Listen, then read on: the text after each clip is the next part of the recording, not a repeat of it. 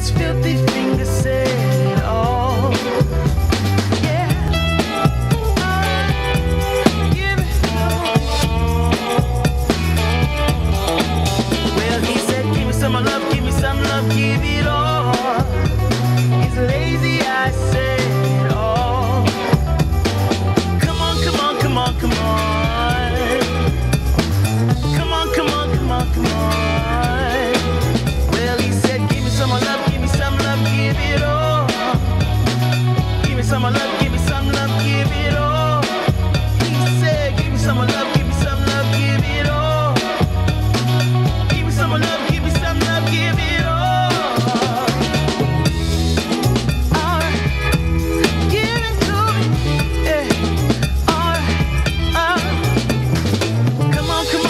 Come on, hey, come on, come on, come on, come on.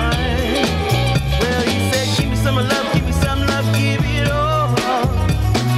Give me some love, give me some love, give it all. Give me some love, give me some love, give it all. Give me some love, give me some love, give it all. Baby, give me some love.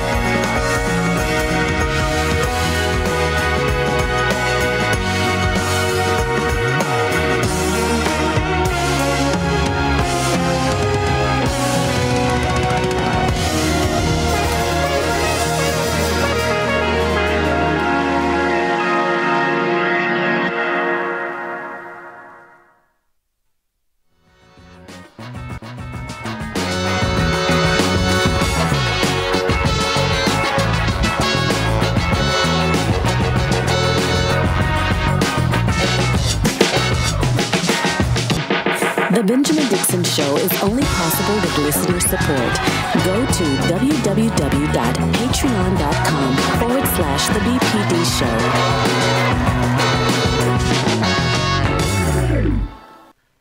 From COVID-19 cases to federal court cases, let's discuss all of the political implications of the decisions that are being made as it pertains to our lives and our bodies. We begin this morning with On the Clock with Georgia Ford.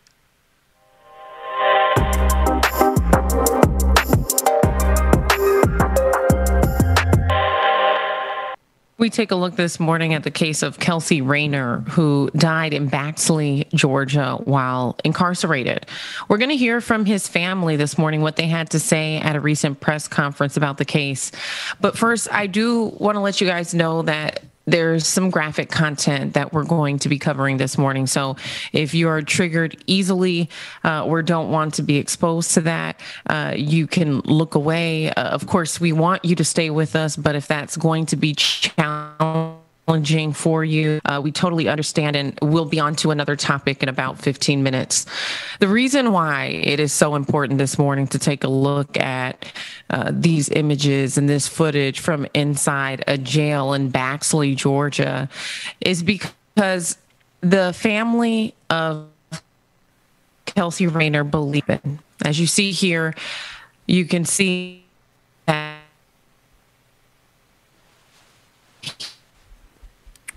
and yet he did not receive the medical attention he needed. And so he died in his jail cell back in 2017.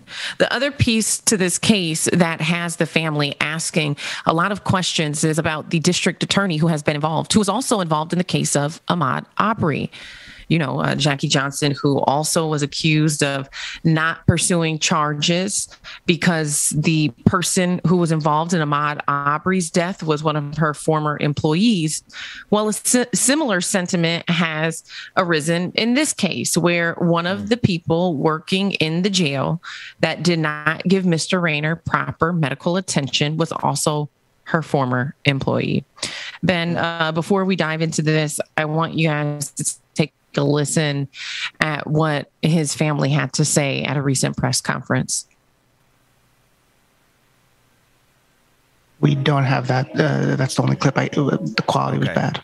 Oh, okay. So we're actually going to pivot now to inside the jail cell. There was some surveillance that was captured of Mr. Rayner as he was dying in his jail cell. Take a look.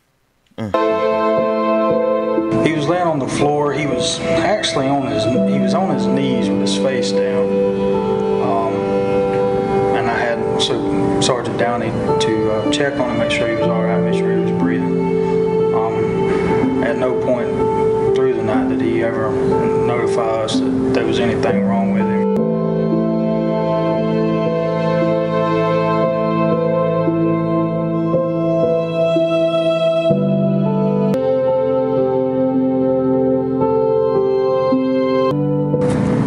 Later, but when I did go, I can't remember the time me and Griffiths went and said together to check on him.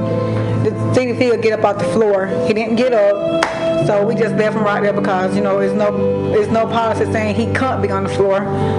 Kept monitoring him throughout the night up till the incident, and I turned the intercom system on just to be able to hear him, see if he was still making noises. As long as he was making noise, it comforted me to know he was all right. He moved to his final position. He just laid on his back, and I could see that he was breathing or saying something. But I could see, all I could really see was the white of his teeth, and that's how I knew his mouth was opening and closing. With the way that looks, but his stomach was very swollen, which was the first thing that I noticed when I walked in the door, and it was not like. I mean, you have people that have, got a little belly on them, but it would have been, he's about your build, but if you stuck a basketball under your shirt, I mean, it was very round. He was not just fat. Okay. And when I spoke with the nurse, she said that was not normal for him, that he's normal. I mean, he's a pretty average built guy. We're still learning more details about this case, Ben, and there is a lot of documentation that we've tried to sift through. This came across our desks just last night. Ben, what comes up for you as you're looking at that footage and as you're learning more about Kelsey Rayner? Georgia, good morning. This is a difficult case, and it's a case that we've seen replicated across the country. And while I am personally, these are the stories that are so difficult for me to be a part of for so many people. And I appreciate you carrying the load on this because it's a story that needs to be reported on. It is a story that people need to hear because it has been something that this family has been fighting for a long time. And unless we're able to shine light on it through the media and quite honestly, we live in a graphic society. And it is the images that often jar us into action. But this is just another injustice that happens in our system so many times. You know, Ben, and the questions that come up, right? There was an autopsy done that says that Mr. Rayner died from sepsis based on having a ruptured colon. And there was also another piece of information that we came across saying that he was supposed to have gotten a test on July 22nd in order to test his liver. And on July 25th, he still had not gotten that medical attention that had been, brought to the people who were working in the jail. So July 22nd, there was an order for him to get that test, and it never happened. And so when you look at these inconsistencies, also for those of you asking, why was he in jail? According to the Associated Press, he was in jail for misdemeanor charges for harassing phone calls and disorderly conduct. That is according to Associated Press. Also, according to them, they say that he had been diagnosed with depression and as well as bipolar disorder. And so someone who goes into jail with that type of diagnosis is actually checked on every 31, rolling around on the floor. You could see these officers covering their noses, likely because his colon had ruptured. And you could smell it. And so if you are going in there every 30 minutes and you see this man in pain and agony, why do you not offer medical attention? And let's be clear, that is the law. When people are incarcerated, it is their responsibility to render aid to the people who are in their care. That's right. All right, that's right, Georgia, and we have to be sure. Let's cut to the core of this. The prison industrial complex is about money, but it's also about the cruelty, right? And in this case, it was a game to those officers, to those guards. They were seeing how far they could go and allow this man to suffer before they actually took action. That's what I see when I saw that video. I see that they checked on him. And they saw him in pain, but they did not move into action until it was already too late. And that is a result of the fact that that's how this system is designed. The cruelty is the point. And what they said when they were interviewed about this case, they said, well, he was breathing, so we didn't think anything was wrong. And so that type of culture, that type of belief system, if an inmate is breathing, then they're fine, means you will not render aid until a person is dead. You will not render aid until a person is no longer breathing. Instead of offering preventative care, instead of taking something that be easily diagnosed and treated with a prescription from a doctor, you will allow somebody's medical health to decline to the point where it results in their death until they're not breathing before you decide to intervene and render aid. And if you ask me, Ben, that is a failure of upholding the law. You are taking a very vulnerable population who is at the mercy of these wardens, and you're taking advantage. You're not upholding your oath or your duty. Right. That's right. Because it's not enough for them to get the money off of these bodies. They have to get the joy and the sadistic pleasure of causing these people pain. I mean, it's structured in the system. The way they break you when you're entered into the system, the way they break you every step of the way, it is intended to be cruel. And this is one of the reasons there's such a large abolition movement, because these prison cells are nothing more than an extension of slavery.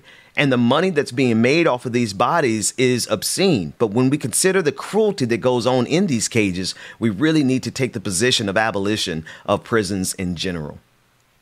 Well, and his family is taking the position of filing a wrongful death lawsuit.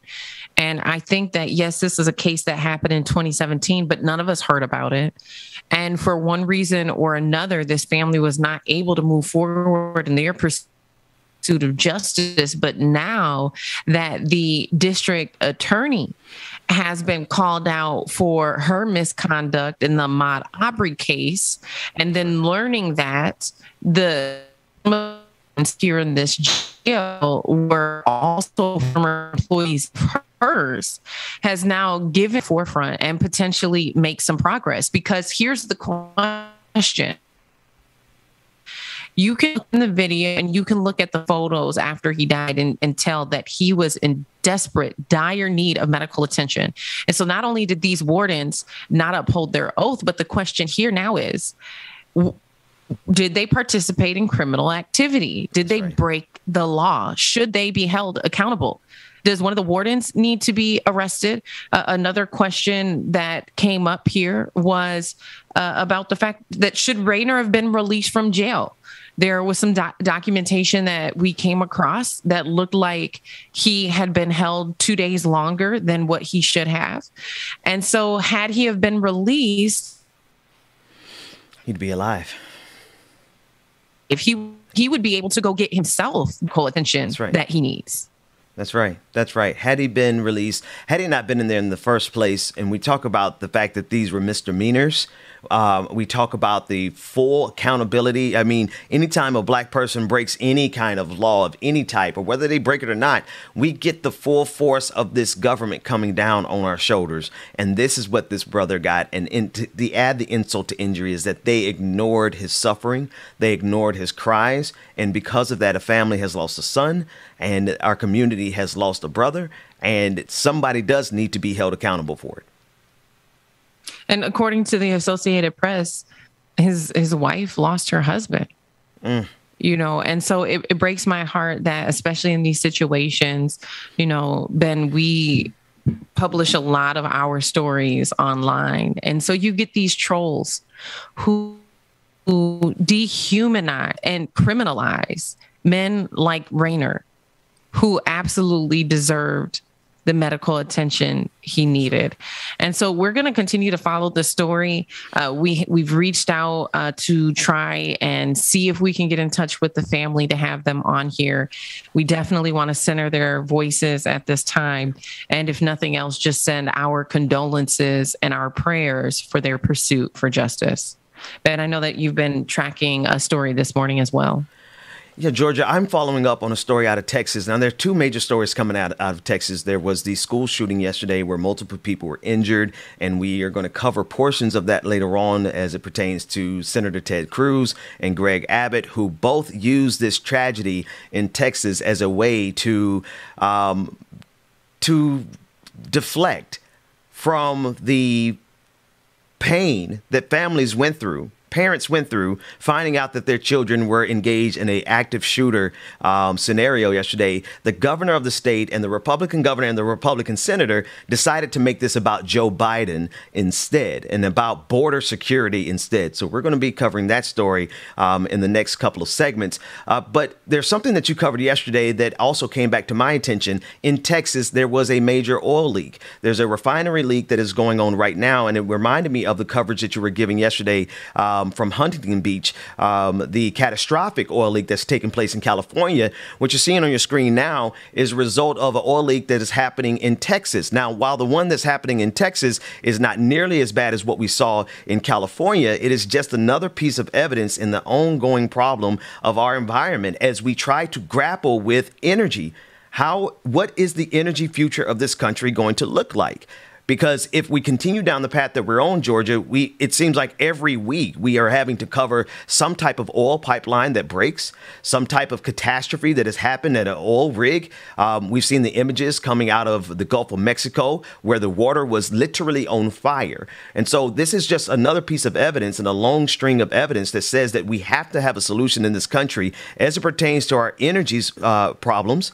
But the solution is not in what we're currently doing, because what we're doing, as you've covered and as we've covered, we've spoken with the Line 3 protesters. We've spoken with so many people. What we're currently doing is untenable for the environment. And it seems, Georgia, that there are just so many politicians who not only don't care, but are actively distracting from the problems that we're having right now.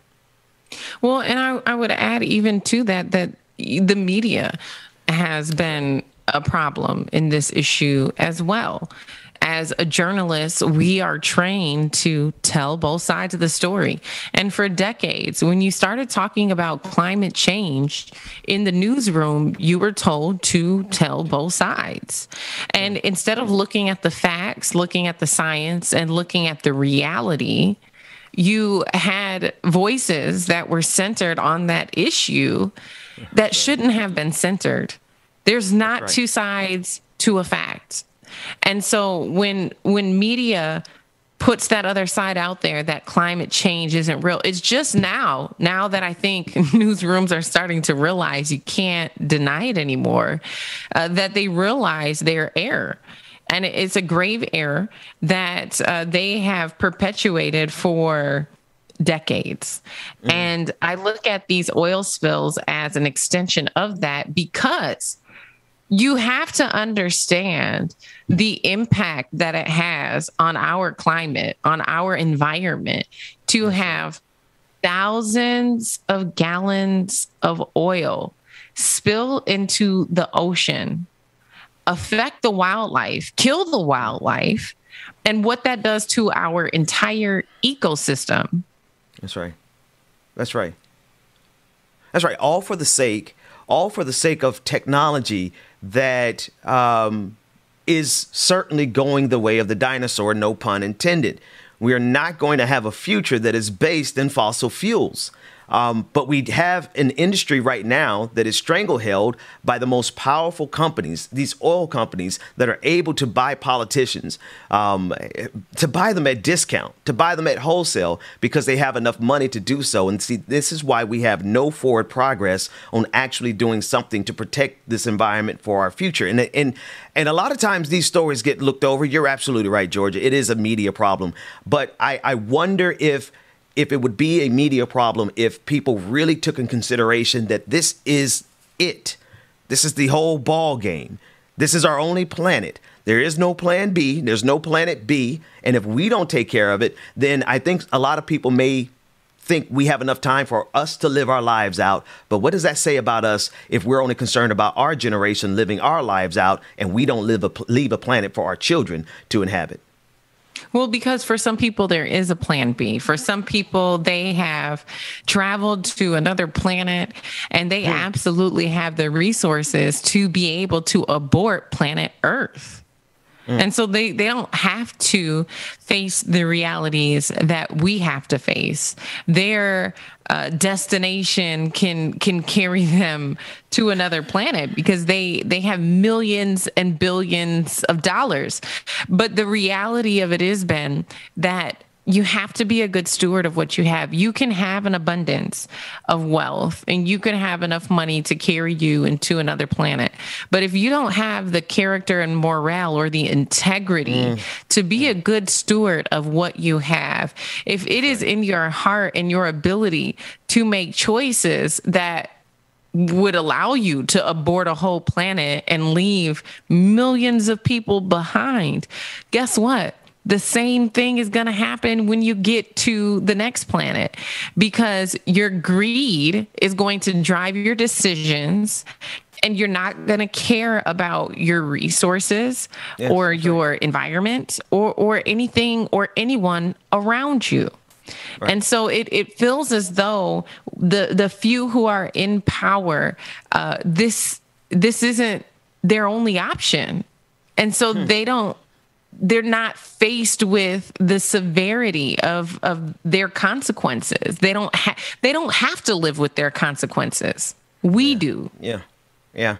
And what's sad about it is that that's a gross miscalculation on their part, right? Because there's no amount of wealth that is going to replace the collective power of what we do, not only on this planet, but what we do with each other. But you're absolutely right, Georgia. There are so many people. And actually, let me fix that qualifier. There are a handful of extremely wealthy people in this country who believe they have enough wealth to be able to go at it alone. And I think that's part and parcel of what we're seeing with this pandemic as well, because there's a level of casual disregard with life in general that is consistent with the disregard for the environment. And it only adds up to me to say that that not only do they not care about protecting the environment, but they are actively trying to create the situations that are going to get a lot of us killed. And the folks who are going to be hurt the most are absolutely going to be the poor, marginalized, particularly black communities. And we talk about environmental justice all the time. These things have ramifications in terms of our health. There's so many young people who are being born, black people born in with asthma because of the conditions in their immediate environment. And we don't talk about these issues because they're not glamorous and they don't get a lot of clicks. But we have to, because it is affecting our community. And there's so many layers. I mean, if you eat crab, shrimp, fish, your food has been polluted. Right? This is the ocean where a lot of our seafood comes from. And when you look at also, in addition to that, the number of fishermen who make their livelihoods on the ocean. When the BP oil spill happened, there were a group of black oystermen who had been using the ocean as a way to make a living for decades. And that was taken from them. It was totally, there was no more oysters after the oil spill. They all died. And so their livelihood was ruined. They didn't have any way to pay their rent. And this was documented in a film that was commissioned by Ava DuVernay. And so they had to sue BP and go, in this years-long battle with the city councilors, state government, in order to get any compensation for what happened. And so it's frustrating when you see these huge corporations like Amplify in California or BP in Louisiana, who are responsible for these oil spills, and they don't actually have to pay up, right? What is the real consequence? They pay a fine to the government. Maybe if there are people who have been affected that have the legal resources to pursue a lawsuit against them, maybe they get compensated years later. But how do you compensate for the environmental damage? Because I don't know an amount of money that can repair the amount of sea life that is killed or crops that are not able to be produced. What is the monetary value that you put on that? Well, I mean, actually, there is a monetary. I understand exactly what you're saying, but it's their quarterly profit margins.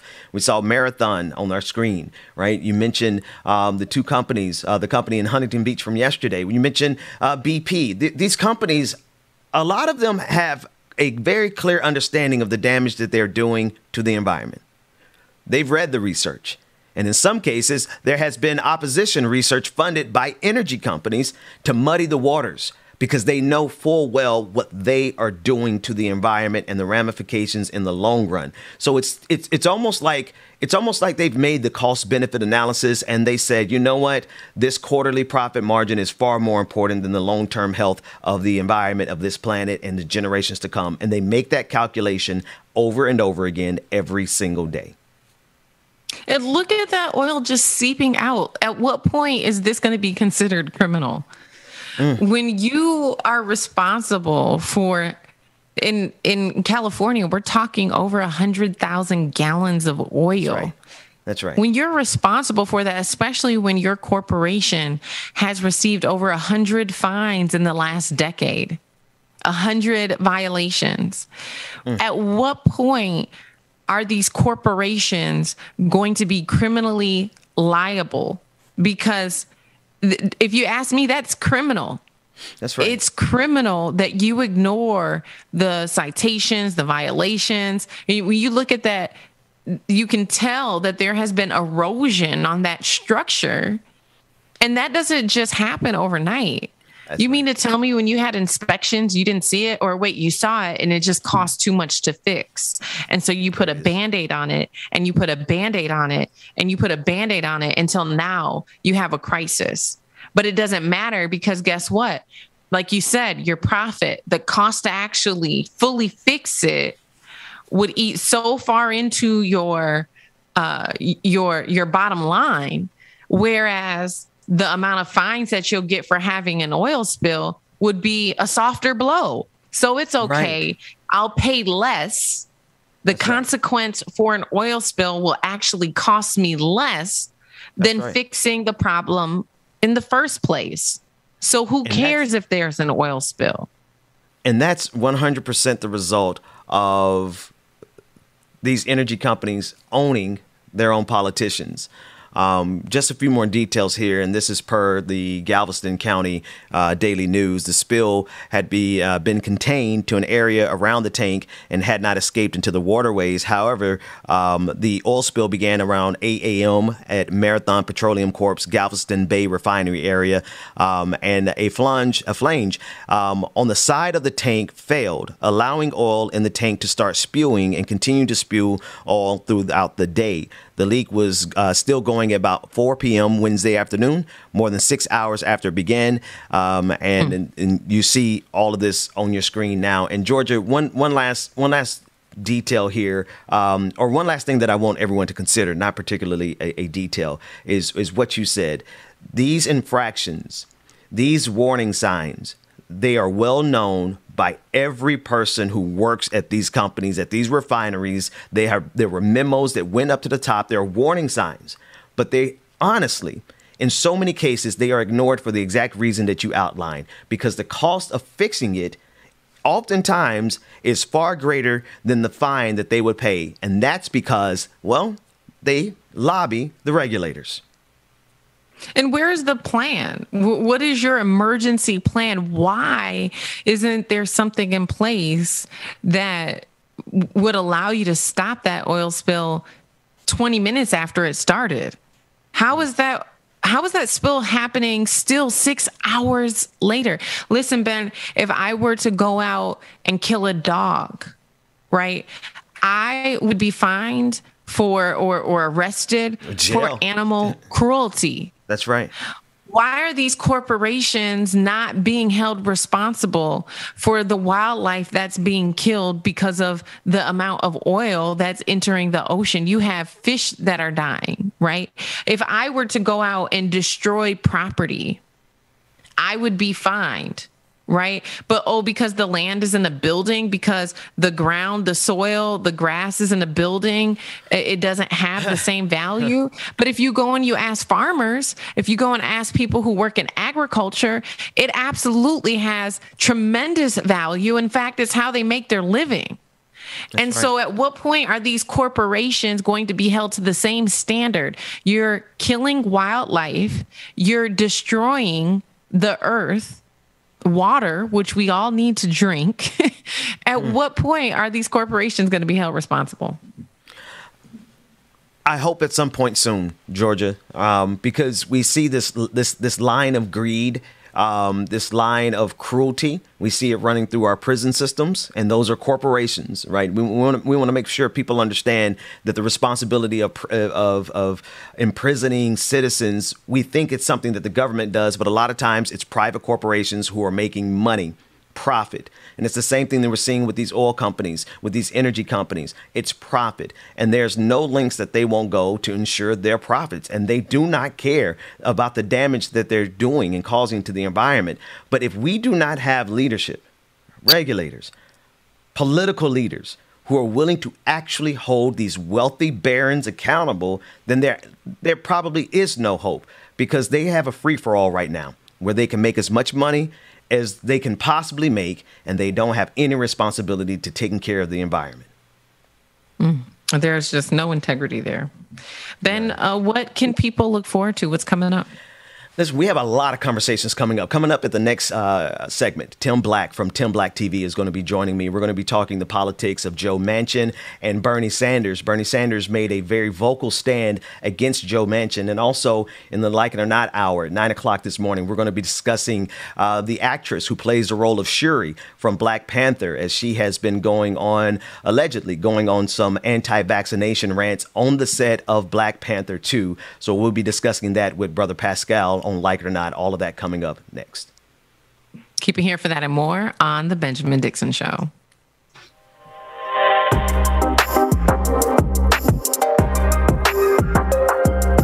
I could really use a change of scenery.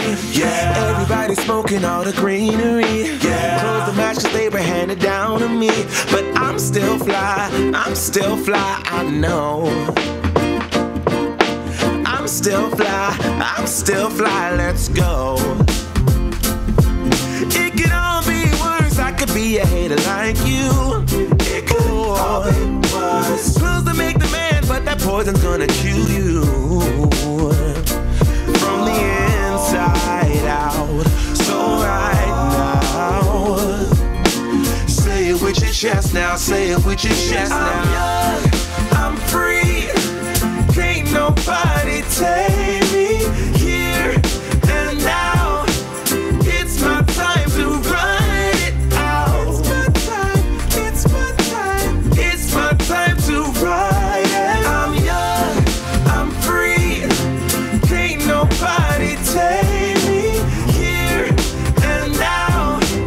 It's my time to run it out. It's my time, it's my time, it's my time to ride it out. It's your time, oh. Cheers to all the haters, 'cause you proved to me that rising to the top was my destiny. And you can see whatever from behind me, but I'm still fly, I know. I'm still fly, let's go. It could all be worse, I could be a hater like you. It could all be worse. Clothes to make the man, but that poison's gonna kill you.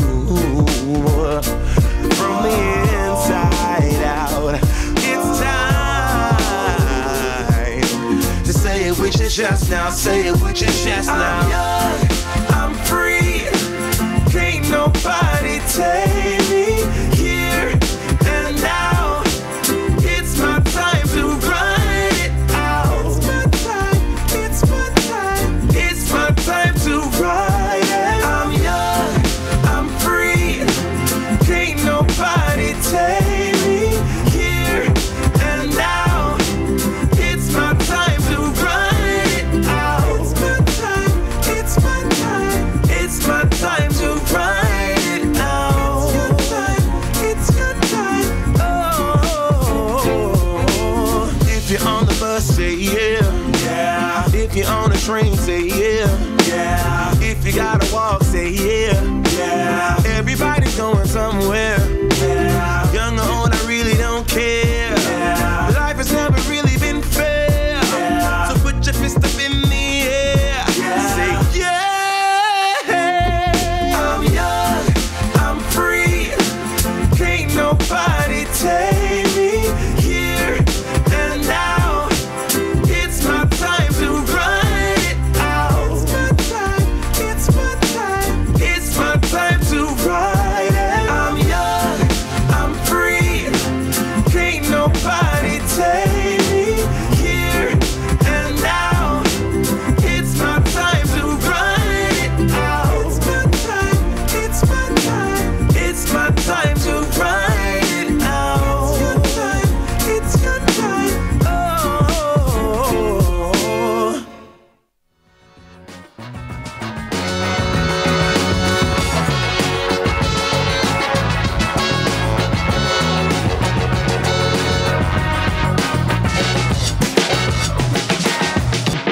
The Benjamin Dixon Show is only possible with listener support.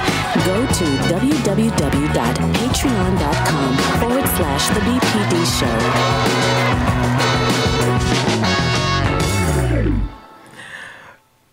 Welcome back, everyone. It is Thursday, October 7th, 2021, and I am pleased to be joined by someone I quite frankly owe an apology to, because I do believe this is the very first time. Correct me if I'm wrong, Brother Tim Black. Is this the first time I've had you on my show all the years I've known you? It is the first time, my brother, but it's all good, brother. Shame on me. My brother Tim Black from Tim Black TV, a brother who has been in this progressive fight, this black progressive fight, since I have been in it. Because quite honestly, we started, I believe we started off about the same time. Is that right? 2012, 2013, something like that. Yeah. Yeah, man. Yeah, man. We've been in these streets. So listen, man, thank you for getting up and sharing this time with us this morning. I wanted to bring you in on the conversation because of our boy. Both of us supported Bernie Sanders in 2016. And I believe we both supported him again in 2020 during the primaries. And it turns out that he is one of the best voices in the fight against the filibuster being used by Joe Manchin and Kyrsten Sinema, blocking literally all the progress in this country. So I want to play this clip from Bernie Sanders, and then I want to read to you the response from Joe Manchin, and I want to get your thoughts on this whole kerfuffle, if you would. Let's run the clip. Now, Senator Manchin, as I understand it, talked about today about not wanting to see our country become an entitlement society. Well, I am not exactly sure what he means by that. Does that mean that we end the $300 direct payments for working class parents, which have cut childhood poverty in this country as a result of the American Rescue Plan in half? Is protecting working families and cutting childhood poverty an entitlement? My concern with Mr. Manchin is not so much what his views are. I disagree with him. But it is that it is wrong. It is really not playing fair that one or two people think that they should be able to stop what 48 members of the Democratic caucus want, what the American people want, what the President of the United States wants. Does Senator Manchin believe that we should be the only major country on earth not to guarantee paid family and medical leave, and that working mothers should not be able to stay home with a child who is sick? Are workers not entitled? Millions of seniors in Vermont, in West Virginia, all across this country, have teeth in their mouths that are rotting when they can't afford hearing aids in order to communicate with their grandchildren, and when they can't afford a pair of glasses in order to read a newspaper. Does Senator Manchin really believe that seniors are not entitled to digest their food and that they're not entitled to hear and see properly? Is that really too much to ask? But the time is long overdue for him to tell us with specificity, not generalities, we're beyond generalities, what he wants and what he does not want, and to explain that to the people of West Virginia and America. All right, we're not even going to go to Joe Manchin yet because the senator, he wants some specificity, Tim Black. What are your thoughts, man? Oh, do we free? Do we? Oh man, I was ready. We'll keep it moving. Let's pull up the tweet then. Let's pull up the tweet from Joe Manchin, his response to Senator Bernie Sanders, and I want to read that for you.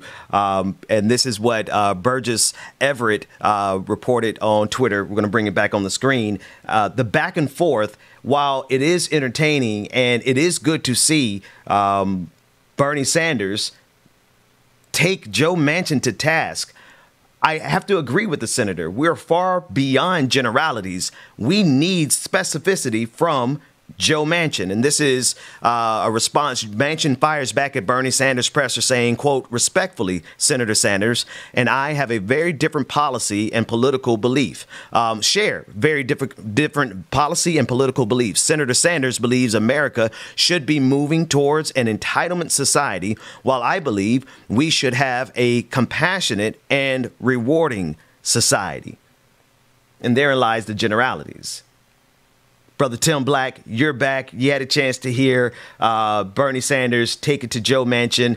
Joe Manchin fired back saying that he doesn't want an entitlement society. What are your thoughts, brother? Appreciate it, man. And it's a pleasure, brother, and an honor. Entitlements, that's a weird word for citizen.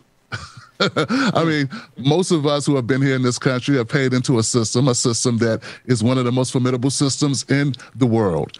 And the citizenship rights of those citizens should give them access to things such as health care.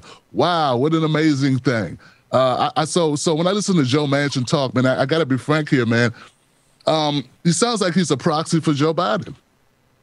He's a proxy for all the other conservative Democrats. He's a skin job, a doppelganger, a clone, a copy. Remember that movie, Multiplicity, with Michael Keaton? Yeah. He reminds me of that. And I just can't get past that idea, man, that he is saying what others are saying, but he's just the fall guy to do it. And for that, he gets his 15 minutes of fame, because no one, not anyone, should pay attention to Joe Manchin. What I like about what Bernie's doing here is he's making all those people who had a lot to say about you and I supporting him feel bad. I mean, if they have a shred of ethics and integrity. That's right. He's frozen up again, man. Tim, we're gonna give you a second to get your signal back, man, because I wanted to unpack that a little bit more. But yeah, no, honestly, and I don't want to bring the clip up. I'll let you say it. I'm not gonna dig up old bones about the fight in 2016, but I do want to say that it is good to hear someone speak very firmly and assertively against Joe Manchin without any equivocation. It's necessary. And it's necessary because we're far beyond this game. We don't have time for this game. The way Bernie outlined it is exactly right. Now, let alone the fact that there are young people who are struggling in this economy and in this country who need that kind of assistance, let alone that. But think about the elderly in this country, as Bernie outlined. How many elderly citizens in West Virginia desperately need the packages that are being held up by Joe Manchin? It's an absurdity. It is preposterous, and it is time for more Democrats to come out against Joe Manchin and Kyrsten Sinema and not allow them to do exactly what I believe Tim Black was saying. Not allow them to simply be a foil, someone who can be the fall guy or the fall woman and take the blame for nothing being done in the past 2 years. In terms of voting rights, our voting rights are being held up. In terms of the judicial appointments, can we really consider what is happening at the Supreme Court level and not believe that it is time to take action against the filibuster? You simply cannot look at what's happening. And while we have had some progress, there was a federal court decision last night that has put a halt to the decision that was made that gave Texas an all but total ban on abortions. And so there was a minor victory last night, but there's still a fight. And that fight is best represented by all of the things that we cannot accomplish because of roadblocks like Joe Manchin and Kyrsten Sinema and every other Democrat that they truly represent, because I agree, they simply are not there on their own accord, because if we wanted to get something done, rest assured, we would be getting something done. So we're going to hang on. Tim Black will be joined back with us as soon as we can get him back into the conversation. There's one other thing that I want to talk about, and this is with Dr. Fauci. We see the absurdity around us in so many ways. It's manifested not only in our political system, but it's manifesting in COVID-19. And I know that is the understatement of the year. We talk about COVID-19 every single day, but it is a reality that is being exacerbated by the political decisions and by the media. The media who are doing everything they possibly can to undermine, particularly conservative media, specifically Fox News, doing literally everything they possibly can to undermine our vaccination rates. Even undermining our ability to social distance and wear masks. Everything has become anathema to them. Anything that would protect us from COVID-19 has become something that they oppose. And in this next clip, it's from Fox News. And Fox News, their pundit, is attacking Anthony Fauci. Now, this does not mean that Anthony Fauci is above reproach. But folks, come on. Fox News versus Anthony Fauci. Let's take a look at that clip. To tell me that it's not safe to visit your family for Christmas, to say that now in October, indicates this isn't really about public health at this point. Now we're talking about taking total control. And that's the scary part here. You don't get to decide whether or not I'm going to see my family or friends for any holiday. If I could just have last Christmas back, I would have seen my dad before he passed on Christmas morning. I'm not taking anybody's word for it. We can all do our parts to keep ourselves safe.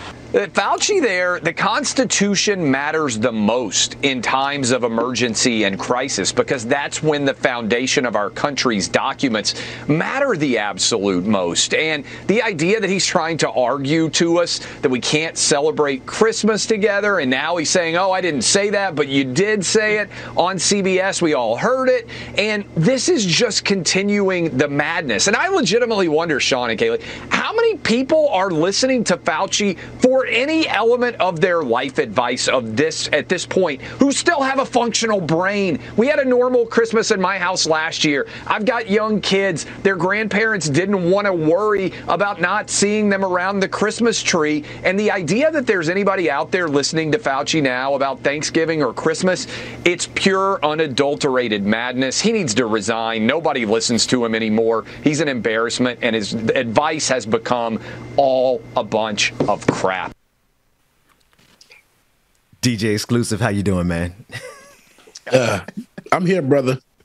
This old age is catching up to me. You look like when we came back from that clip, you look like I ain't got time for this morning. I ain't got time for this foolishness this morning because Dr. Fauci didn't say nothing about there's no attack on Christmas, man. And that's what they're gearing up for here. Every year about this time, they come up with something to say that there's an attack on Christmas. Here is what Dr. Fauci actually said on CBS, and then he later repeated on CNN.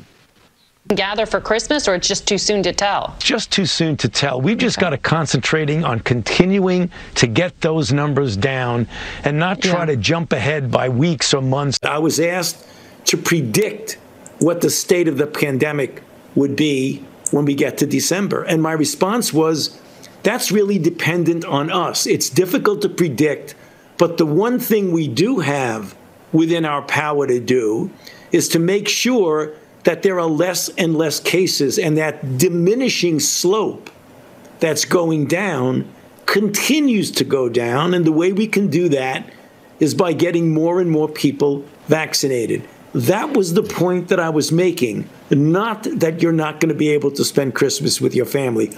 I certainly am, that's for sure. Dr. Fauci ain't got time for this no more. I'm sorry. That just took me off guard. It just ended right there. It's like, I'm not saying that you won't be able to. I am. Girl, I'm vaccinated. That's what he said, basically. Exactly. He said he's going to spend time with his family at Christmas because he knows everybody that's there going to be vaccinated. And nowhere in either one of those clips from CBS. And I know, here's the thing. Pointing out this is something my dear friend Michael Brooks taught me. He said pointing out the hypocrisy is actually wasting your time because they know they're being hypocritical. Fox News knows that they're lying. They're being scripted to lie. They're all running. They're actors. Fox News are literally actors who read their scripts every single morning. They don't mean a single thing that they say, so they know that they're lying. The question is the problem is that here's one of the top voices in this pandemic having to respond to an entire media outlet because they decided to just twist his words, didn't give a damn that they were lying, and they just misrepresented it. And here's the thing. It's not that doesn't happen every day. It does. It's the fact that they're doing it with the pandemic and people are dying. Jay. Absolutely right. You're right, Ben. And I'm just sitting here thinking about it. I'm wondering, and I probably already know the answer. He's probably gone through more during this pandemic than he was during the AIDS crisis pandemic going back then. So I know this man has to be tired, y'all. I know this man is tired, but he is still fighting. This man has been fighting for years. That's right. For years. But it's just crazy that they'll try to flip this stuff. And like you said, it happens every holiday season. What they'll try to do is pull on the heartstrings is because now they're going to cancel Christmas. There's going to be no Thanksgiving. There's going to be no Halloween because Dr. Fauci says you won't be able to spend Christmas with your family because you're not vaccinated. She didn't say any of that at all. So it's just crazy that they just picked the holidays, and that's when they start doing all of this stuff to try to start swaying this vote and doing all this other stuff. So, but I digress. I want to read. I want to read some emails that were exchanged. These were sent over to us by our producer, and they're emails communications between staffers, and it pertains not only to Joe Manchin but also Kyrsten Sinema. And the first email is from Jeff Gertz, and this is just recent, October 5th. He said, "Hey everyone. You may already be aware of this, but yesterday afternoon at the leadership meeting, my boss volunteered to lead a Democratic leadership statement on the incident in Arizona where some protesters followed Senator Sinema into a woman's restroom. Here's the draft we put together. The idea was that we do this jointly as Democratic leaders. We'd take care of pressing send to our press list. Could you all please take a look and tell me if you're willing to sign on? Happy to consider any edits as well. And this is the joint statement. This is what they are. Now, while everything else is going on, this is what the leadership and some of the staffers of the senators, this is what they're working on. And this is what it says, quote, protest are one of the most powerful tools for a vibrant democracy. That is why why the right to peacefully assemble and the right to exercise freedom of speech are enshrined in the First Amendment to the Constitution, and we are committed to fiercely protecting those rights.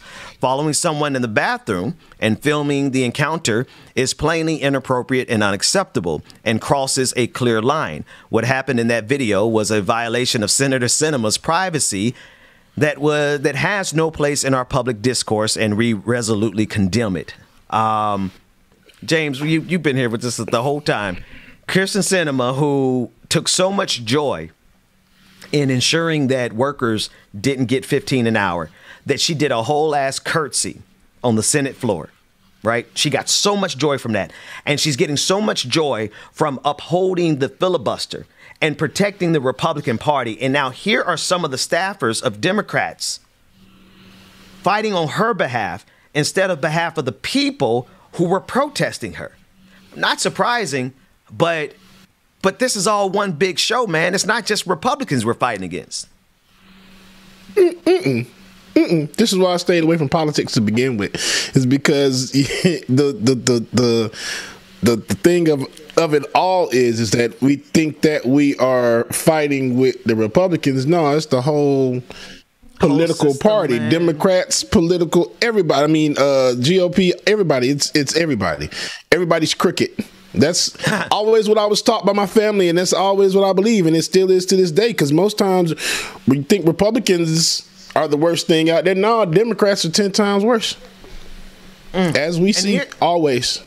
And Tim Black is back, brother. How you doing, man? DJ Exclusive on the screen. Good morning, sir. DJ Exclusive, hey, you got Tim Black on here with us. Tim Black, I want to toss it to you because in this fight, you know, you pointed out that they may be a proxy, but it's not Republicans that's stopping voting rights. It's Democrats.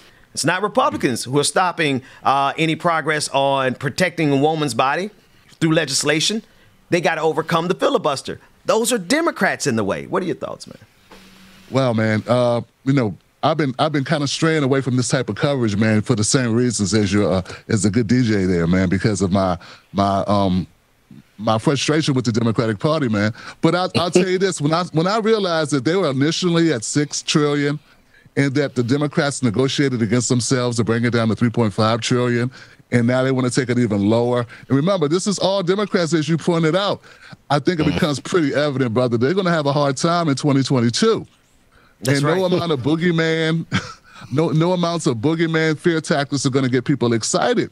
If you can't get it done when you have the whole table, you have the House, the Senate, and the presidency, and you're not moving the needle for working people, I don't see how you get people excited to come out and defeat what could be another run or even 2024 when there could be another Donald Trump or something even worse, brother. So I'm with you on this. I'm sure we see eye to eye on the fact that Democratic Party has to do a better job. And right now, it's showing. It's showing that they're in the hands of the donors, in the hands of the lobbyists. I think there's at least 1,500 pharmaceutical lobbyists on Capitol Hill. And we're talking about Joe Manchin, whose state is one of the third poorest state in the United States. And what is it? The earned income, the capita is some crazy number like 22,000. New York is 40. Mm-hmm. So the people of West Virginia don't support this. And what it's pointing out is that the Democrats and Joe Manchin's cinema, that's donors talking. That's not them. That's right. Absolutely. That's right. That's right. Because they're not just donating. They're not just donating to Republicans. The rich aren't. They're too smart. They're not just. Y'all think Michael Bloomberg and Jeff Bezos are only donating to Republicans? You think these pharmaceutical companies are only donating to Republicans? You think these police unions? Anyway, the problem is that they all are bought and paid for, and the people, the American people, are the ones who have to suffer over and over and over again. And it does. I'm honest with you guys. It feels like kabuki theater. And if we can't call a thing, then we're fooling ourselves, because if we're not going to get our voting rights, what you think they're going to do on reparations, Tim? Oh man. It doesn't look good, my brother. And this is the reason why I've been stressing so much about reparations in the black agenda. It's not the same thing to say you want to hold Democrats accountable. You have to push for policies that matter for those most least enfranchised or disenfranchised in our country. That would be black Americans. So if we can't get them to move on this, and people talk about the popularity of policies, I try to tell them, man, it's about what I will. Where's the will? That we didn't decide that we wanted to go into Iraq or Afghanistan. I don't know about you, Ben, but I didn't get a vote. So that's right. Let's not talk about what we have the will to do. We need to talk about what the will is of the Democratic Party. And right now, it's very plain to see that the will is not with the needs of the people. And if I could go a little bit further, I would just say, those who say that reparations is not a winning policy, well, slavery wasn't either when you talk to black people. Black people wanted that ended a long time before it was ended. So which side you want to be on? The side of redemption or the side that continues this? Don't you want your children to live in a world where people have equality? And then we can move on. Then we can move on to Medicare for all. Then we can move on to Green New Deal. Then we can move on to erase student debt. But don't tell me you care about health care so much when you don't care about the fact that when our people are sick, the doctors don't believe us. That's right. Money ain't going. So these policies ain't gonna change everything, brother. Don't tell me you're gonna erase my student debt when we're not getting called back for jobs because our names sound black. Or don't tell us you care about erasing student debt when at the end of the day, average college graduate makes less than an average white high school dropout. See, these policies aren't gonna change everything, and this is why I've been screaming. All my hair fell out, Ben. I've been talking. I've been yelling. I've been trying to tell them it's about something more important than myself. And they don't hear me, though.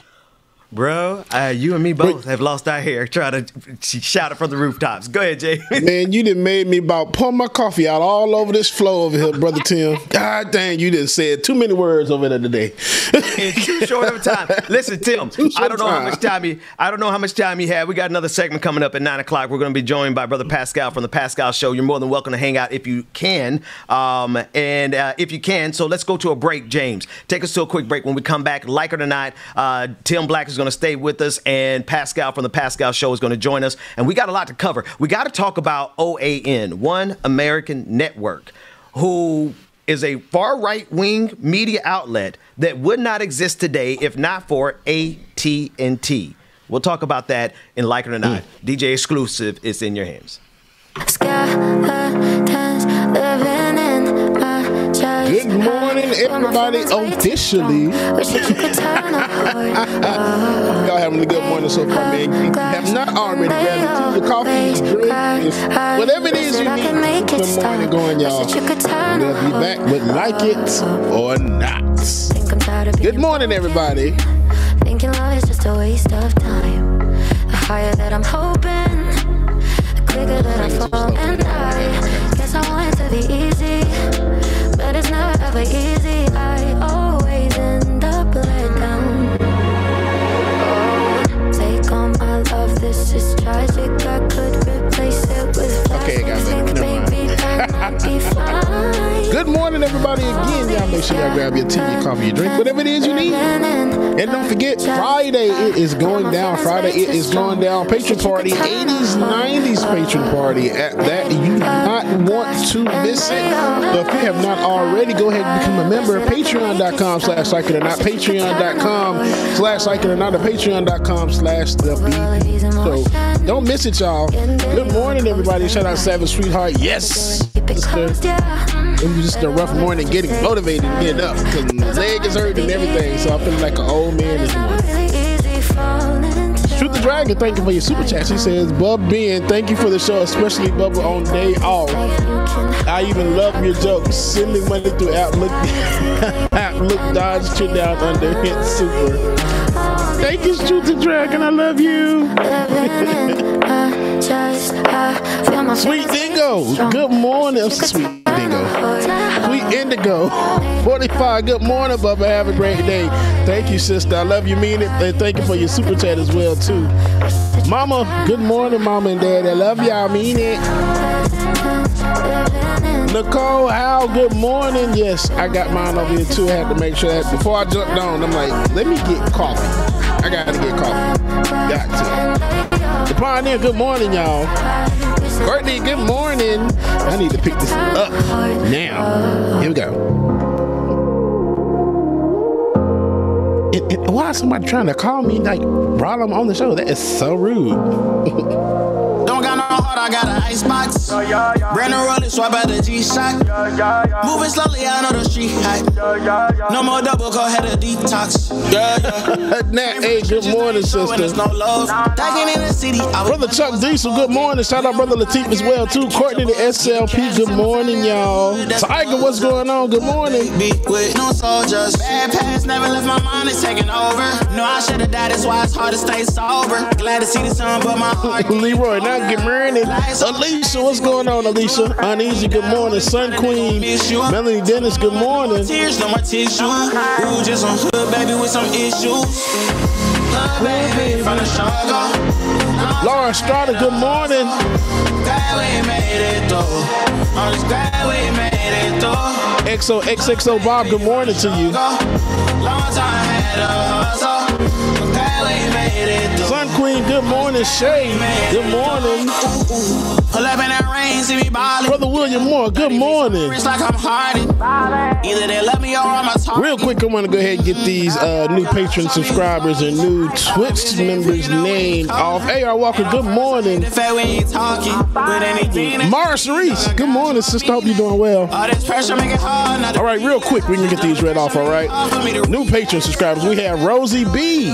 Thank you, Rosie. Good morning to you. Let's do new Twitch subscribers. We have Old School Hype. Welcome, Circuit Overlord, excuse me, subscribe with Prime. Welcome, Old School Hype. Gifted 10 community subscriptions and another directly to John F. May drop out. Good job. Thank you. Appreciate you. We have the Chicken Fried Dragon who gifted a 3-month subscription to TYT. All right, Chicken Fried Dragon, we appreciate you.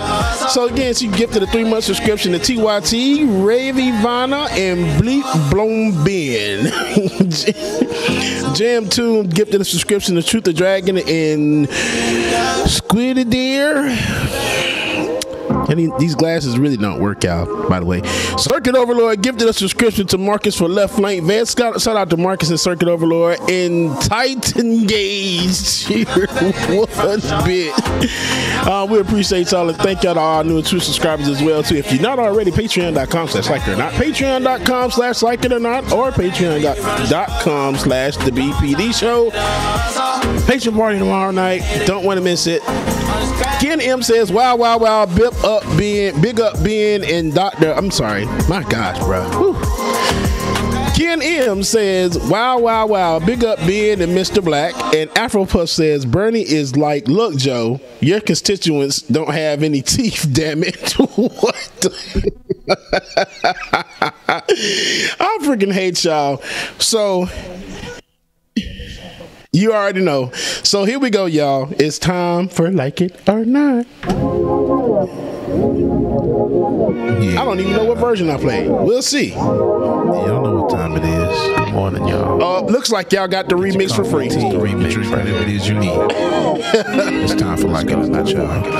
9 a.m. to 10:30, yeah. Like It or Not is on your channel, yeah. Politics and culture is we change scan like we're supposed to, yeah. Interviews and all the news, we get to choose what gets the views. Like It or Not with Queen Azor, it's starting now, so stick around. Like it or not, it's going down. That boy can sing. That boy can sing. Like it or not, y'all stick around. Oh, Rebecca Azor. It's come. Y'all really be going crazy in the chat room for this song. You know she got a good story for you. Oh, Benjamin, that's my dog. This is his show. He's a politics bro. I am your DJ. DJ exclusive. Y'all know who I am. I stay dropping them jams. Like it or not, it's going down. Like it or not, y'all stick around. Oh, like it or not. My mama talking about she slow rolling, she wanna dance. Mama, go to sleep. Like it or not, it's about to go down. Like It or Not with Benjamin Dixon starts now.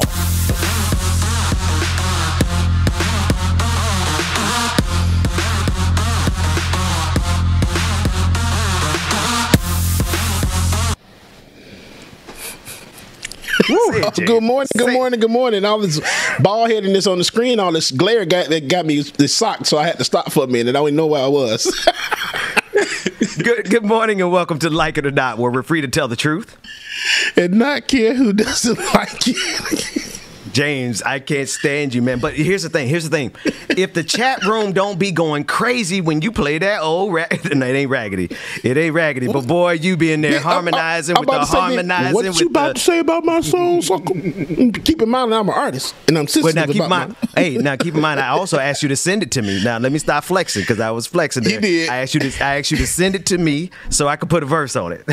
I'm supposed to send it like 3 people and I have forgotten. The chat room be going crazy over that song. No. Good morning, gentlemen. We have our guest, Tim Black, is back with us, and we're joined by our brother Pascal from the Pascal Show. We are 4 bald men. What's going on, gentlemen? Real talk, I think everybody, all the viewers are about to see the future because we got all these literally, I feel like we just are like the 4 horsemen right now. The 4 horsemen of bald men. They can see the future right now with all of our 5 heads going on right now. You know what I'm saying? There's a lot. Only thing we need to do now is bring Dwayne and David on the screen, and we got the black super vulture. Mostly black. Mostly black. Right. And David mostly has his hair. He's not completely bald yet. Tim Black, what's going on, man? Hey, nice to meet you, brother Tim Black. Nice to meet you, man. Nice to meet you as well, brother. Pleasure. Yeah, man. Well, gentlemen, we have the opportunity here to do whatever we like. We have plenty of news. We have plenty of politics. But I want to start with the conversation about the vaccine. I want to start, and I'm throwing an audible, guys. I'm sorry. I know in the background they're going to be like, damn it, Ben. Here we go again. Yes, they're all scrambling in the background. Shuri from Black Panther. The character in the comic book is the smartest character in the entire Marvel universe.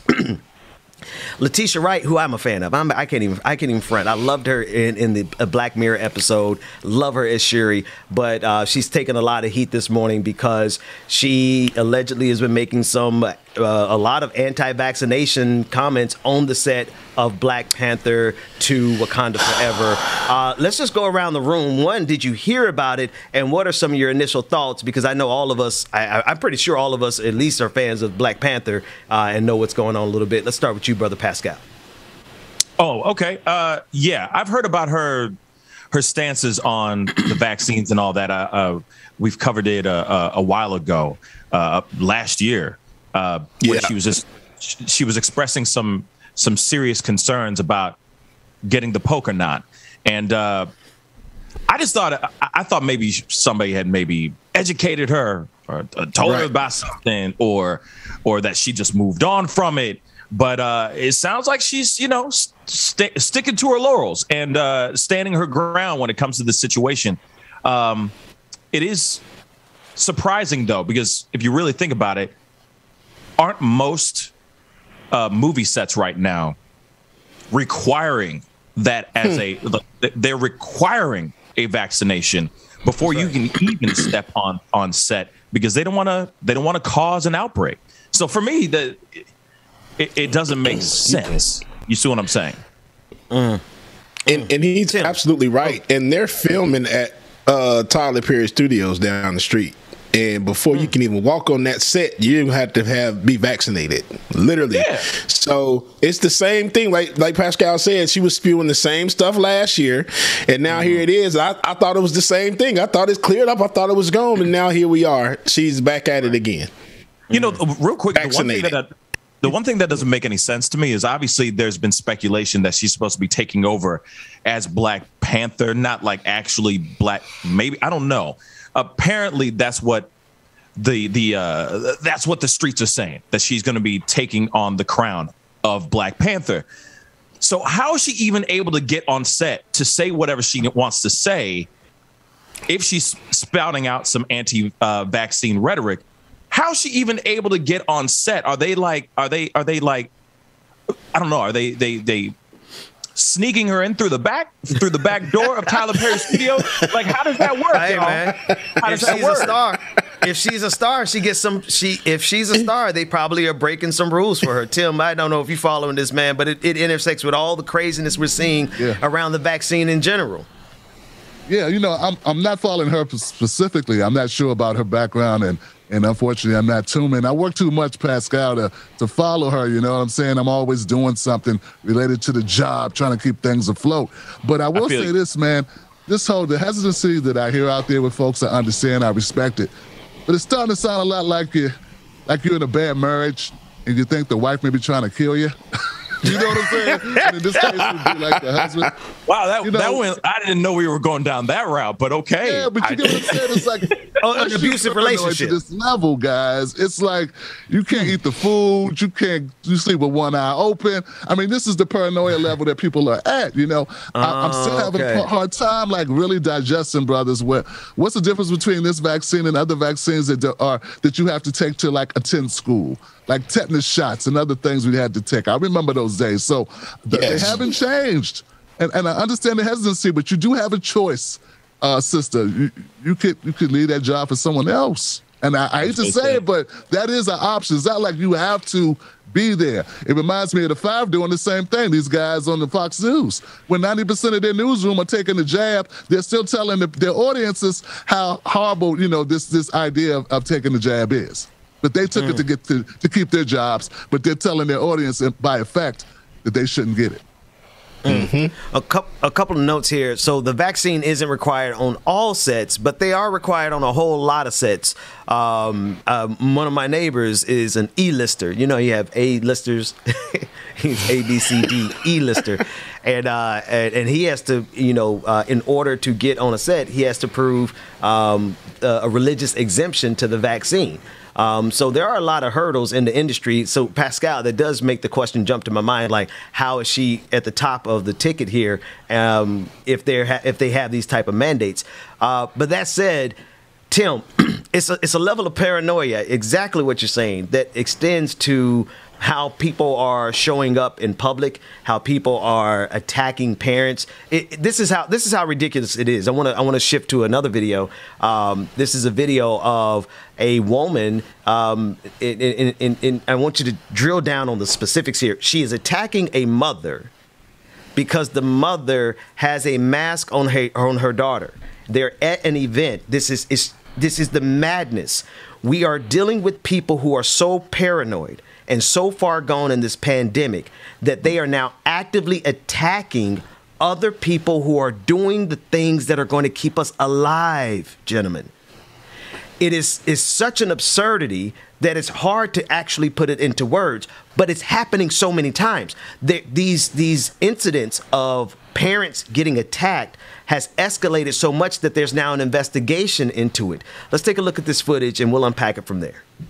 You should choose what goes on your child's face and in your child's body. This is rape. Yeah, this is rape. They're trying to rape our children with this poison. They're going to rape their lives away. Masking children is child abuse. It is. You mask your child, you're a child abuser. Ron DeSantis even admitted. Look at the 1918 Spanish flu. They didn't die of Spanish flu. They died of bacteria pneumonia. It's even on the NIH government website. Look it up. They want your children. It's also telling the children the truth is encrypted. They've been propagandized. Lions, not sheep. Yeah. Lions, not sheep. He's going to be traumatized because you put that mask on him and you don't let him breathe freely. You're traumatized. That's my choice. Yeah, well, that's my choice. You better respect my choice. You're propagandized. You're not being told the truth. You're scaring your kid by yelling. You're scaring your kid by yelling. Huh? That's why I had a hard time explaining what we were getting ready to see. It's no longer a question of do they have a right over their body. It's a question of do they have a right over our bodies and our right to get the vaccine and to wear masks. Let's just go in order. Tim, what do you think? Well, that lady, when she said this is raping your children, that sister is a whole fool. Okay, it's nowhere in the vicinity. I don't know where that came from. We're talking about gaslighting. That's the epitome of gaslighting. Look that up in the dictionary. It should be a picture of that white woman saying that. That's crazy. So you can homeschool your child. No one's got a problem with that. Fine, take your child out of school, teach them any kooky religious beliefs, worship snakes, objects, whatever. You know, people do whatever. You know, people do, this is my child and I will raise the child. But put a mask. You don't know why this mother has a mask on her child. Her child can have the cooties.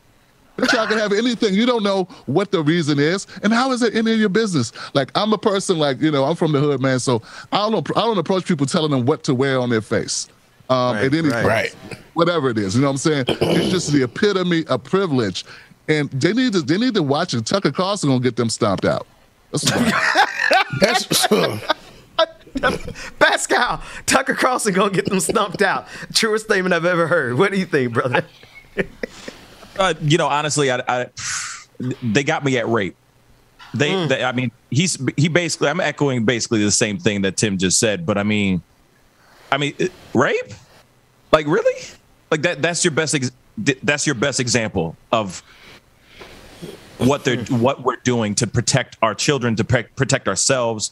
I mean, here it is, y'all. Putting on a mask is not going to kill anybody. Getting yourself vaccinated ain't going to kill nobody.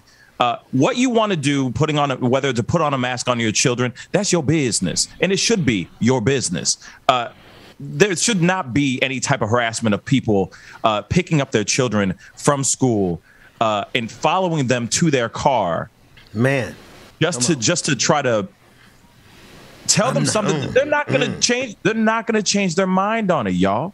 I mean, period. Why waste your time on this? It's a waste of rape. Like, really? Come on, y'all. Come on. Come with facts. Come with something. That's real. Stupid. Now, this looks like they were just getting out of school. The kids were. Yeah. So y'all were waiting to ambush all these parents and their children after they getting out of school after a long day. The kids already gonna be unsettled. The rape part did get me too, but what really did it for me when she came up in the lady's face and she was really close, and she wouldn't have been allowed to get that close. Not with my kids around. And and not saying that I'm sorry, I don't hit women, but if my sister was there, I would have said, sis, you'll handle that, please? Because no, that is right hook, twisted tea time. But that is so disrespectful, brother. I mean, it's very disrespectful, but I can't be surprised because it is Florida, and she dead ass quoted DeSantis. Y'all heard it. Everyone heard it. She did. Ron DeSantis, she cited Ron DeSantis as her example, her appeal to authority was Ron DeSantis, who is the village idiot of the state of Florida, who happened to make his way to the governor's mansion. But there he is creating the excuses that these people need to run out into the streets. Here's something I want to ask y'all. Do you notice how they demand more patience with their anti-vax than they give us wearing masks in public?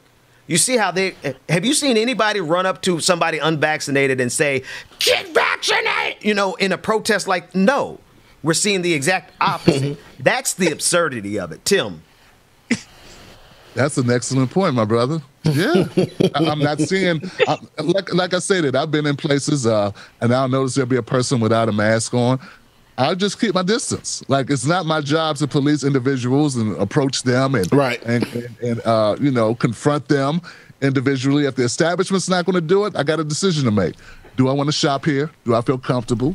If I don't, I leave. That's just how it works. They can have a multitude of reasons why, whatever. And maybe they do have an exemption. I don't know. Not my business.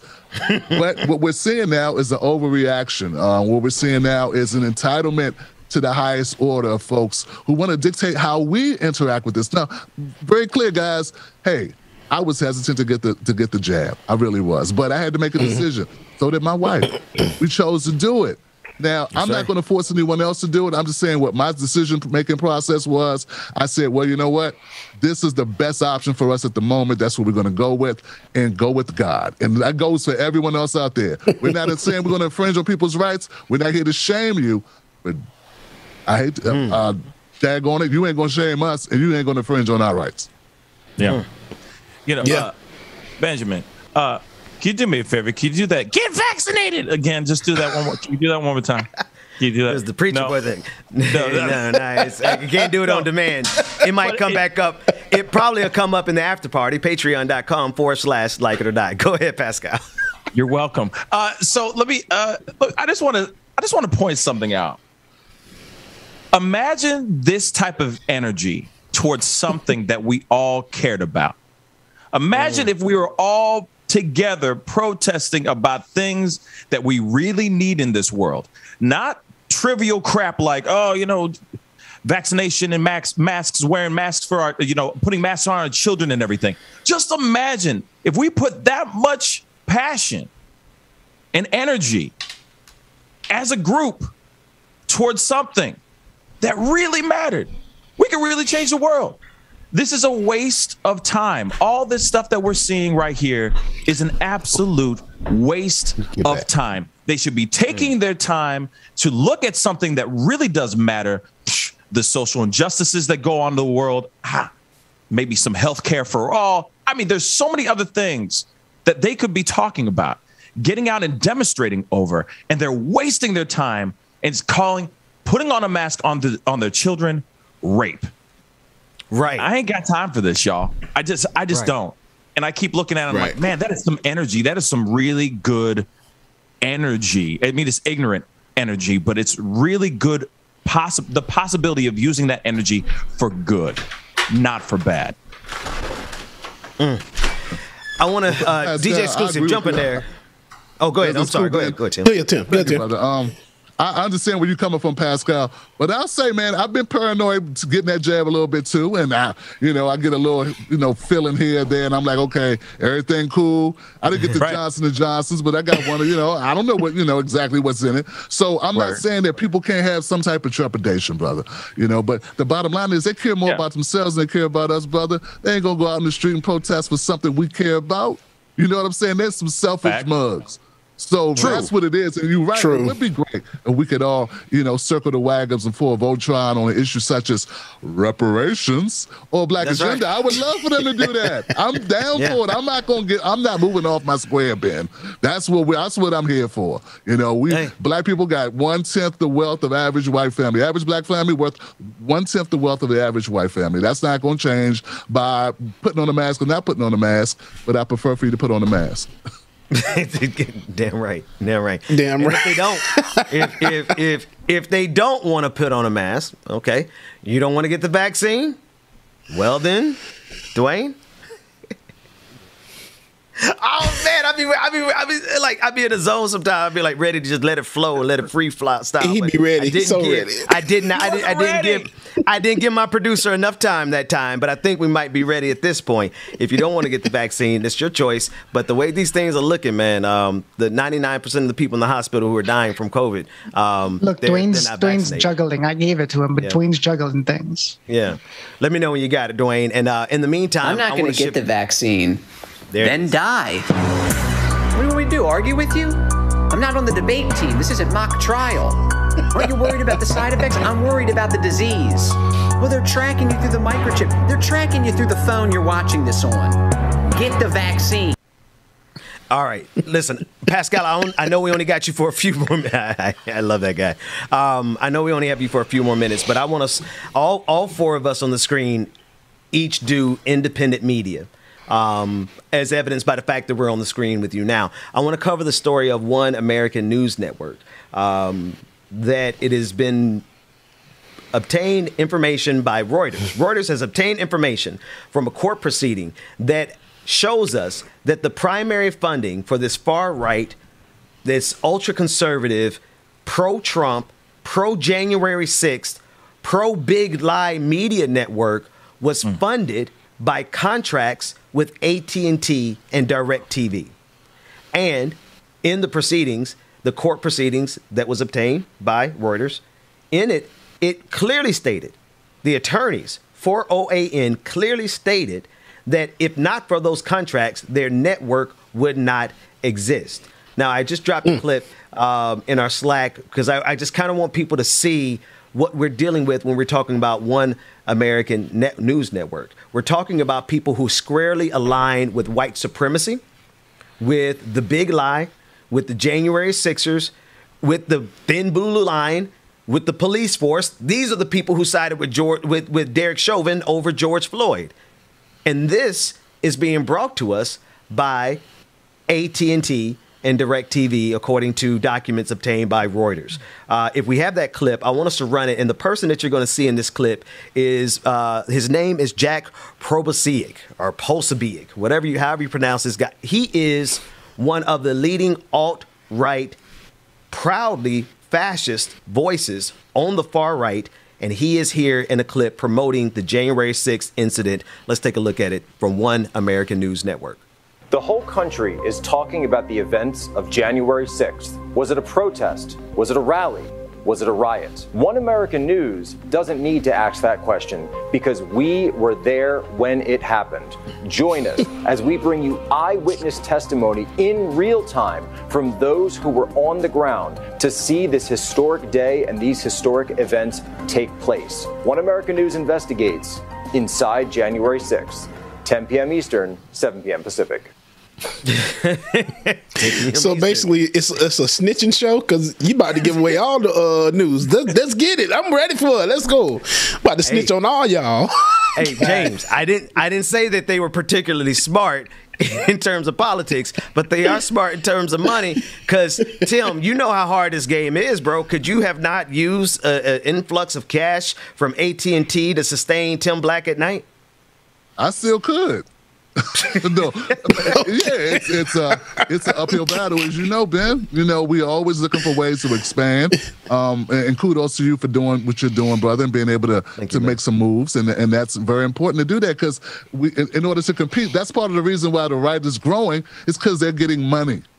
Recently, Dr. Adolph Reed, he was in an interview with I think it was Katie Harper or someone, and he was expressing how there's been an influx of cash from the right to left influencers.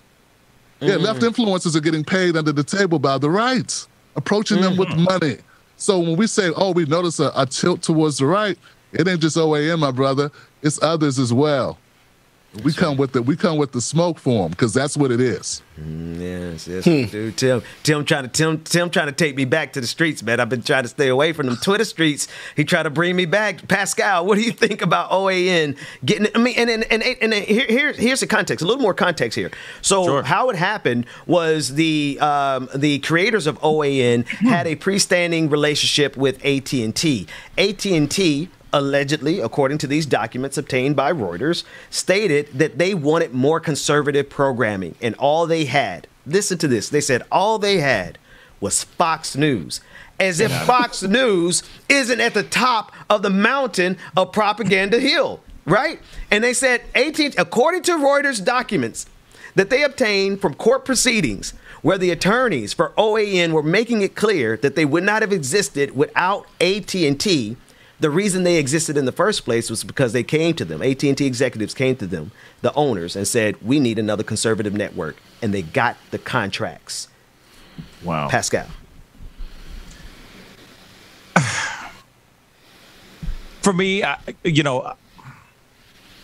because we've been covering stuff like obviously all of us, Tim Black Show, Like It or Not, my show as well. We've been covering the things that were going on in the 6, and for me, it still just blows my mind. I'm sorry, I have to boil it down to just the foundation of it all. That this whole thing even actually went down. That the 6 actually went down. What blows my mind even more is that there are news media outlets that are still trying to push a certain narrative like nothing happened, like they did no wrong. It's just so asinine to me. I mean, for me, it's like, make this make sense. But what's so funny is that that's exactly what they're trying to do. They're trying to make it make sense. The powers that be at AT&T are going, hey, OAN, come here. We'll throw you a whole bunch of bags. Secure the bags, baby. Make the monies. And try to make this make sense. Make the math right. To me, the math ain't mathin', baby. Math ain't mathin' to me, baby. But hey, as soon as you put the couple zeros at the end of that check, everything makes sense suddenly, right? So, money does a lot of. Money is an amazing energy that can change somebody's trajectory real quick, and we see this clear as day. That there are people out here, media outlets out here, that are willing to do anything to secure them bags. It's sad to me. It's really, really sad. But here it is, though. Surprise! I don't watch that kind of stuff. I don't watch that network. Why? Because I know that channel, that network is corrupt. And Fox News, in my personal opinion, is corrupt. So I don't waste my time with this ish. To me, I'm not surprised. Yeah. Like, I'm not surprised about them getting this check. Fox News is the same thing. They get paid from some higher entity, and then they're told what to spit out. Those are hired actors on camera. You see what I'm saying? Mainstream media is basically hired actors that just talk like this. This is CNN. I mean, come on. That's why independent media. That's why independent media is crucial nowadays. This is why a channel like this, Tim Black's show, shameless plug, my show, is important nowadays more than ever, because you're getting the real news, you're getting the real facts, and you're getting real opinions, not just something that was written by some script writers and they're just reading off of a teleprompter. No offense, but that's what we see every single live-long day on mainstream media right now. That's right. Yeah, I want people to know, coming on the Ben Dixon Show, they told me some questions that might be asked, a couple of them, but this been free will and ain't nobody telling us what to say. Ben don't know what kind of crazy stuff I'm going to say today. He don't know. Hey, so let's play. Let's play that game. I gotta we got some distinguished guests today, so I was gonna say let's play that game because we are free. Right? We 4 free black men on the show. We have free black women on the show. We have free non-gender conforming. We have, we say what has to be said, and that comes at a cost. Here's the cost. James, you could attest to the cost. Hell, all of y'all could attest to the cost. We produce this content with every dime that we can scrape up and every patron that supports us, right? And we're out here speaking truth to power. Unapologetically. Tim, I have no idea what you want to say, what you can say, what you might say. Have your way. That said, the kind of platform that we have is not what the powerful are looking for. Because if they were looking for it, they would be pouring money into it. Because they know these platforms are here. Tim, you've been on, who is that? What's that guy? Dr. Phil, right? You've had major viral videos. They know your work. They know what's going over there at the Pascal show. They sure as hell know what's going over here at the Benjamin Dixon show, and like it or not, right? But you're not going to see these people write checks. And here, let me give you this last bit of context. There's a lot to this story. They do not have, OAN does not have significant ad revenue. Now, just saying that to the three of you on the screen, you already know how the hell, Sway, how are they able? It's because they're not being paid for their performance. They're being subsidized by AT&T. This is not an ad revenue split. No, this is AT&T literally saying, here, we're going to pay you to produce this propaganda. And not only that, they considered Watch this. The reason they did this, according to the documents obtained by Reuters from the court proceedings in the lawsuit involving OAN, the reason is because AT&T stated that they believe that there were 7 liberal, left-leaning outlets and only 1 conservative outlet in Fox News. They considered MSNBC to be liberal or progressive. They considered CNN to be progressive. They considered all the other ones in that echo chamber to be progressive. And that's why they're subsidizing right-wing conspiracy theories. Gentlemen, I leave the floor to you, whoever wants to talk. Well, I'll take a stab at this. That's nonsense. 7 progressives, 7 progressive entities. What entities? Those people are center, if not to the right, brother. Come on now. So I hear this all the time, and isn't it offensive, brother, when they say that like a CNN is corporate. Like they're gonna play both sides. That's what they do. They play both sides, but they're both center organizations. MSNBC pretty much center. You got a couple individuals occasionally, from time to time they'll say things of a progressive tone, but at the end of the day, they're running by advertisers. They're running by the same type of corporate structures that other news entities are. So look, independent media is the only place. So I don't know what AT&T is saying here. Look, you want to support right-wing propaganda? At least you can do is own it and say that's what we want to promote. That's what you're doing. You're doing the bidding of those right-wingers out there, those extremists. They're the ones that are doing that radicalization. You want to de-radicalize somebody, get them off of OAN. Get them off Fox News. That's where it's happening. Notice no one wants to de-radicalize brothers in the hood. No one wants to de-radicalize Bloods and Crips or gangster disciples. No one wants to de-radicalize them. So anyway, it's just something that came to mind. So no, nonsense. They want to push their agenda, and that's what they're doing. That's why they're funding it. Yeah, and then let's not forget either that DirecTV is part of AT&T. AT&T part of DirecTV. This is all it's a money grab. So why not make a new network so we can get all these right-wing people and conservative to watch this network, and we can build money off of it and make money. So y'all build this network out, we'll fund it and put it on DirecTV and any other network. Like, I've never heard of this network because this sure as hell is not on my TV at all. So that's cool. But why not do that so they can build out, make more money? Give them money, we make money by viewers. Simple as that. Because what he said, y'all only claimed there was only one Fox News.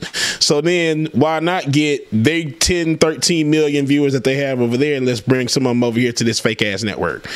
I'm sorry. Whatever it is, one ass network, one, I don't care, I forgot what it's called. Never mind. What he said, y'all, we say whatever the hell we want to. Pascal, no, I do. Man, Pascal, I know you got to get out of here. Pascal, get the last word on this topic, man. Yeah. Okay. So what I find interesting, and then also tell us what you got coming up on your show, because your show's coming up in about 20 minutes. I got a laundry list of things that we're going to be talking about today. Here in a couple minutes. So be sure to tune in to the Pascal Show. I will be starting a little bit later than 9 a.m. Central Standard Time because I'm on this wonderful platform right now. But what I wanted to say really quick, no, one ass network. But one thing that I wanted to point out is that is it just me, or do I feel like there's a very strong conservative voice out there? The conservative narrative really is strong and prominent out here in these political streets. Okay. One thing that I've noticed is that why aren't progressive, liberal voices? I feel like the liberal voice, the progressive voice is still very small. Why aren't they not getting the support and the monies? Okay. That I feel like that most of these channels really do deserve, and networks. Let's talk about mainstream media too, right? I feel like, yes, we have CNN, right?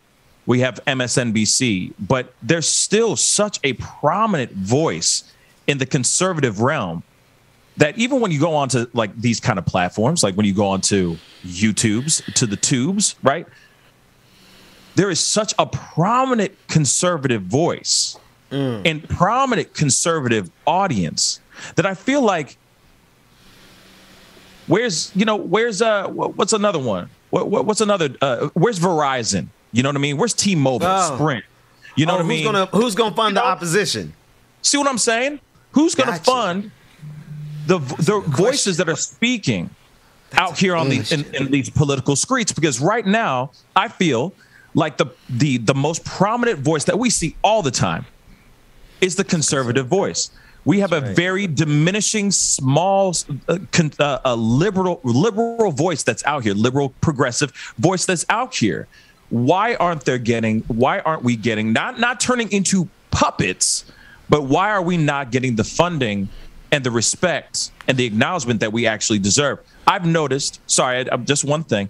I've noticed that I see a lot of conservative channels, just for example, I don't mean to go off the beaten path here, so forgive me and bless me with this, guys. Grant me some grace on this. But we got you. One thing that doesn't make sense to me is that you see many platforms, liberal, very highly opinionated channels that are very strong, promising voices that suddenly get snuffed out. But these conservative shows that say the craziest stuff, Tucker Carlson, have no problem. They are surviving. They're billions of dollars, right? So the thing that I'm trying to make sense of all this is, why is it that there isn't the opposition? Why isn't there a prominent, stronger, liberal voice, liberal progressive voice out here? Because it seems to me like there is an audience that is out here. We see it in the chat right now that wants to hear our thoughts and minds. Why is it not stronger? So Pascal, I'm gonna hop in. I think I got two things on your point. Come on, come on with it. One, well, you gotta identify yourself, brother. That's the voice of God. Yeah, this is the fifth bald black guy. You just don't see me. So, so the first thing I think is because that liberal progressive message doesn't fit into the 1%'s plan. That 1% is all about that conservative message. I think the second thing is because if you look at the conservative right-wing message, they all on the same page. They all saying the same thing. On the other side, on the left progressive side, there's so many different factions. It's just so separated, so segregated, that splits that audience, and it makes it harder for there to be one concerted message. So Dwayne, what you're basically saying is that the liberal voice, the progressive voice, and the progressive and liberal thought are not made of robots. We're not just speaking things that are by rote, because that's what you hear. Since Trump said this, therefore we got to say exactly what he says. I hear this all the time. I mean, still to this day. No, absolutely. Okay. That's exactly what it is. But I think it's partly to the detriment of the left, because we can never get on the same page. Even though everybody is trying to do good, everybody is trying to do it in so many different ways, and we can't never get on the same page, and that's why we always getting beat up by the right. That's why their message is always front and center, because they got one message, and they all got the same talking points, and they just beating us over the head with it every single day. I mean, folks, they really got folks out here thinking that wearing a mask is rape and children, right? That's how unified they are with their message. Pascal, actually, Tim, what time is your show today? 11 p.m. Eastern Standard Time. I'm way at night. Okay, so I'm because they have hit on a subject that I actually want to discuss with you. No, because you opened up the Pandora's box, man. I did. We got that. We have an after party, and now in the after party, we literally do say what we want to say, and it's because we're saying it to our patrons, fellas. We're gonna cut off Act TVs for the after party today, because if Tim Black stays with me, we're gonna go in on all of those reasons, because there are concerted reasons why you see specific voices on the left that does have all the money and the ability to change a whole lot of things, but they don't pose a real threat to the oligarchs. Let's talk about that in the after party. Patreon.com. Patreon.com/like it or not. Tim Black, man, tell everybody before we cut the public show, and Pascal, I want you to do the same thing. I want you to do it first, because I know you got to get out of here. Tell everybody how they can find you and where they can get the show in the next few minutes. Yeah. In about 15 minutes ish, I'll be live on the Pascal Show, youtube.com/The Pascal Show. Please go over there, and you can follow me on Twitter or on Instagram, The Pascal Show, one word. That's where I'm going to be. That's where I post a lot of random stuff. So if you can't make it to the show, check out those other platforms. I'll be posting things over there as well. Awesome. Hey, Brother Pascal, I know you got to get out of here. Go ahead and get out of here. Thank you so much for hanging out with us this morning. Tim Pascal. Black, oh, boy. Damn. Here we go. Damn. I was going to tell you a time traveling joke, but you didn't like it. Never mind. I'm done. You got it? Really? You good? Really? Repeat it one more time. I was going to tell you the one. Did you hear about the one with the roof? No. What about it? Oh, see, never mind. It's over your head. Both of them already over your head. Oh, see, I get it. Okay, now I get. Well, I got that one, but I got the other one. 'Cause I went back in time. Pascal. You didn't like it because he had already traveled in time to tell you that. But Pascal, when I give you your cue to go, you're supposed to run. I know. I was trying to run, man. Don't worry, it ain't ever gonna work. Man. Hey, Brother Tim Black, let me tell you something. He's like, I will find you. Tim Black, I will find you. Nice to meet you, my brother. I really do appreciate meeting you, man. Have a good day. Man, Pascal, please go before he tells another dad joke. Bubba needs Jesus, okay? He needs the blood of Jesus. Okay, I'm going to pop up and call in and I'm going to tell the dad joke. That's all. I ain't going to even say nothing. I'm going to say, what happens when? I dare you. All right, guys, stay blessed. Challenge accepted. Hey, thank you, Preston. Oh, my God. Okay, listen, I'm trying to run a professional operation here. I can't stand that, black folks. All right, Tim, help me bring this in. Tell everybody where they can find you, where they can support you, and where they can watch your show tonight at 11 p.m. Eastern Standard Time. Okay, actually, Thursday is my day off, so we get a little break. But 11 p.m. Eastern Standard Time, that's the Tim Black Show. Mondays, Wednesdays, Fridays at 8 p.m. we have Pause with Tim Black. That's my new show where for about an hour we get really, really black, all the way black with it. Oh, nice. Blackity black. Tim, and Brother Tim, did I hear you say that Thursdays is your day off, right? Yeah. Okay, good. This is good. Did somebody out here get one, Brother Tim? Good job. You see where I'm at? I'm working. Right. James. You better be glad I love you, man. He talking about me. This man, I give you hell, man, every day. Hey, because the fact of the matter is, listen, you never make a promise that you can't keep. Drew Hill taught me that, but I gave this man a day off, and he ain't been able to take it off since, man. Like, he's worked every day off since. And thank you to the people who have sent love donations. Like, you had to do love offering at church. Thank y'all for sending my brother some cash apps because he's been working on his day off. Tim, don't let me occupy the rest of your day off because I know, man, those things come few and far and in between, man. But what do you have coming up? What are you covering on your what are you working on right now? Wow, man. Well, just like you, Ben, I cover the news cycle. But I've been really focusing on, you can count on Pause to be about reparations, the Black agenda, other issues affecting Black people, man, our lives, trying to better our lives, trying to even out this racial wealth gap. And if they focus on that a little bit more, we probably win more elections and might get more progressives in office. So I'm trying to do my part to push people in that direction. Man, I'd love to come over whenever you have a spot for somebody to come in and chat, man. I'd love to have. And thank you for coming over here, man. Absolutely. It's been long overdue, but we want to have you back as often as you can. And if you can stay for a few minutes in this after party, we're going to have a real conversation where we'll take the limits off and talk about whatever. That said, I know we're 10 minutes early. James, let's do the after party a little bit early.